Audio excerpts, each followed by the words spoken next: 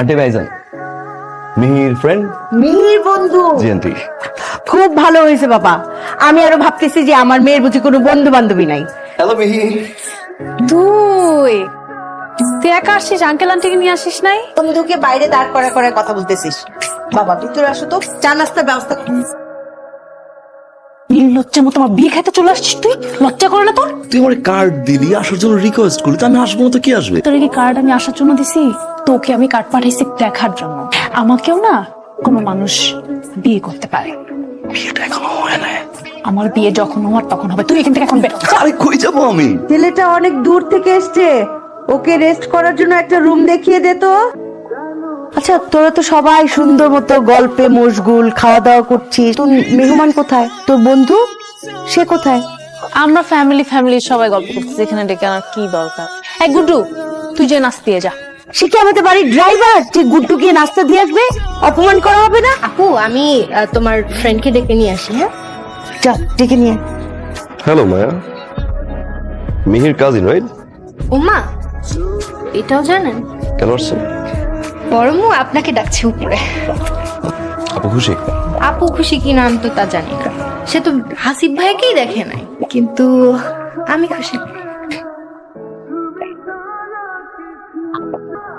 তুই এখানে কেন আসছিস? মশা কামড় খেতে? নিজের বাসা বাড়ি ছিল না? সেখানে ঘুমানো যেত না? মরে যা, আমার কিছুই যায় আসে না। এখান থেকে জাস্ট চলে যা, তাই তুমি কি শুরু করছো? আমি করি, যাও যাও, এগুলি ছেলে মানুষের কাজ না। আন্টি সমস্যা নেই, বাসায় আমাকে আমি হেল্প করি। কি সুন্দর করে কাটতেছে। আন্টি আপনি জান আমি কাটছি, নো ওয়ারিজ। মামি, আপনাদেরকে লাভ ম্যারেজ না অ্যারেঞ্জ ম্যারেজ? হাই, তো আপনি তো ভালো কাটেন সবজি। তোর অনেক কিছুই ভালো কাটে। হ্যাঁ মিহি, মিহি শোন না, ছেলেটা কিন্তু ভালোই, তাই না? দেখ আমাদের মায়ের সাথে কি সুন্দর লাগতেছে। আচ্ছা তুই তোর ফ্রেন্ড কেমন রে, ফ্যামিলি ব্যাকগ্রাউন্ড একটু বল না, তোর পছন্দ না? তোমার যদি এত কিছু জানতে ইচ্ছা করো, তুমি ওকে জিজ্ঞেস করো না। আমাকে কেন জিজ্ঞেস করতে চাও? তো কথা আমি তো বুঝতে পারলাম না। আরে কি তোর সমস্যা কি? আমার ছোট বোনের সাথে এত ঢলাঢলি কিসের তোর? হ্যাঁ, আমি তখন সিঙ্গেল, তাই না? বাইরে যা যত ইচ্ছা তুই লাইন মার, কিন্তু আমার ফ্যামিলি কোনো মেম্বারের সাথে তোকে যদি দেখছি, লাস্ট ওয়ার্ড। তুই কি কোনো কারণে ছিলাস? ওরে আমার হ্যান্ডসাম রে, গত 5 বছর ধরে ভালোবাসছিস। তুমি যে উদ্দেশ্য নিয়ে আসছো সেটা কখনো সফল হবে না। তুমি আমাকে চলে যাও। আমি কোনো আশা নিয়ে এখানে আসিনি।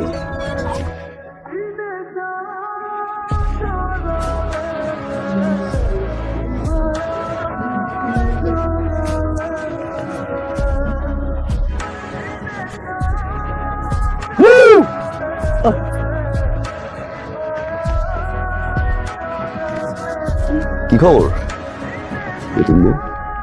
খুশি লাগছে বাবা, খুব আনন্দ লাগছে তোমার বিয়ে করছি। গার্লফ্রেন্ডের বিয়ে খাবো? তোমার এই হাসিটা না আমি সহ্য করতে পারতেছি। এখন এসব করে কি লাভ? একটা হেলদি রিলেশনশিপে আন্ডারস্ট্যান্ডিং দরকার, যেটা আমাদের রিলেশনশিপে কখনো ছিল না।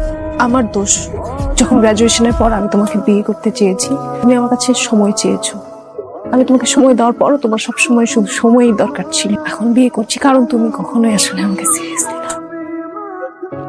সিরিয়াস না হলে কেন আজ আমি এখানে? একটা ছেলের সবকিছু ফেলে রেখে এত দূর থেকে এখানে চলে আসছে। বাসায় ঢোকার পর থেকে একের পর এক অপমান করে যাচ্ছে। 5টা বছর ভালোবাসছে, যাকে আমি এত বেশি ভালোবাসি তার বিয়ে হয়ে যাচ্ছে আমার চোখের সামনে। একটা বার কি বোঝার ট্রাই করছে যে আমার ভিতরটা কেমন লাগছে? ভালোবাসার যত্ন নিয়ে নাকি শেষটা অনেক সুন্দর হয়, যে কিনা তার কাজিনকে নিয়ে আমাকে সন্দেহ করে।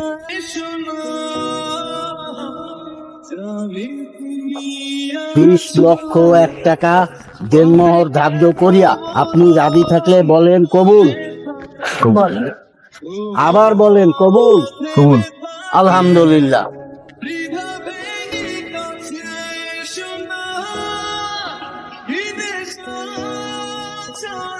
বিশ লক্ষ 1 টাকা দেনমোহর ধার্য করা হয়েছে, বলেন কবুল।